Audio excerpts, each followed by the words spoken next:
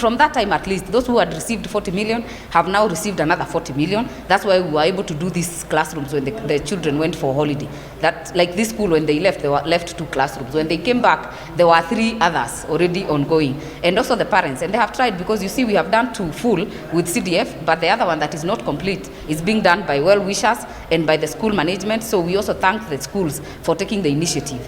And that's why I'm saying now we are about 80%. So we still have some money that we need, and the time is running because we are closing the financial year. We cannot fund any other when we have not funded CDF.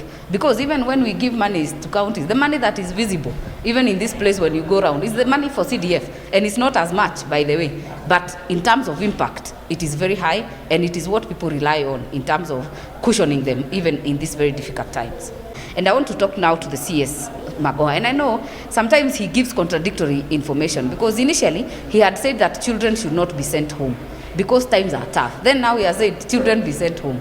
These parents are struggling. They are not releasing CDF for us to even support them and cushion them with bursaries. What do they want them to do? So I think they must get a way of ensuring that the kids remain in school, support the schools, and also we need to look at the formula that we use. This per capita does not work for small schools. I think there should be a kind of affirmative action. Maybe that we'll have to do through legislation to get an affirmative action to support growing schools. Because like this school, you'll get, they have 60, 90 students. So when you're given 5,000 per person, it's about 200. You cannot develop as much with that kind of money. So we must have a way of cushioning, like we do in the counties, that we give what we call equalization fund for those that are far than others. We cushion them better. So I think that should be a conversation that should happen in Bunge and also the Ministry of Education. When we are talking about education for the disabled child who comes, for example, to grade 1, already they get a highly raised capitation grant. But when you're talking about a disabled teacher who wants to come and teach in ECD, for example, they are expected to pay their school fees like any other person, and this is okay, but there's an extra cost of training them. For example, a hearing impaired teacher trainee will need interpreters, and this interpreter needs to be a trained teacher, so that the trained teacher understands the concepts. If it is osmosis, they know how to sign it. A visually impaired person will need transcribers who understand, so that you do not get things lost in translation.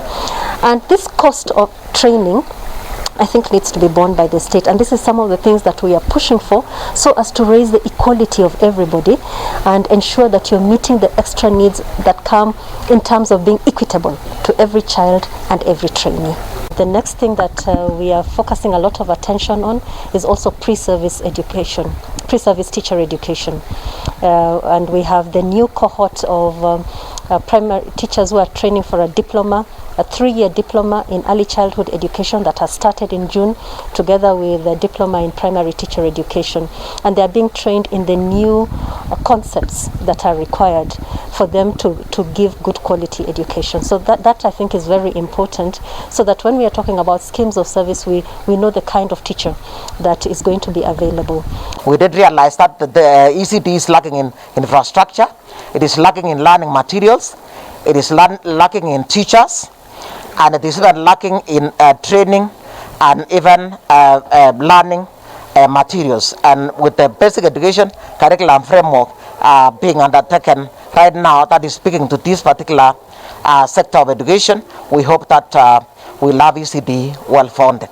This is something we must also work towards. We must decide on how much what percentages of our budgets must go to ECD if we are really committed towards changing that landscape. So yes, there is a challenge of funding, but we can still do better. My opinion is that we can still do better, considering that ECD is the foundation of all learning across the board. So as Council of Governors, we will be looking into that. It's actually a proposal I was going to do in the next council meeting, so that we are able to raise the profile of the ECD. We do the hiring in our counties. At the same time, the Senate oversight committees are concerned about the huge wage bills. So we are between a rock and a hard place. We want to provide services, we want to hire teachers, yet at the same time we also look, the controller of budget will tell you every time she makes a report that most counties are spending beyond the threshold of 35% for the wage bill, you know. So that's a challenge, but we have to live with those challenges and overcome them.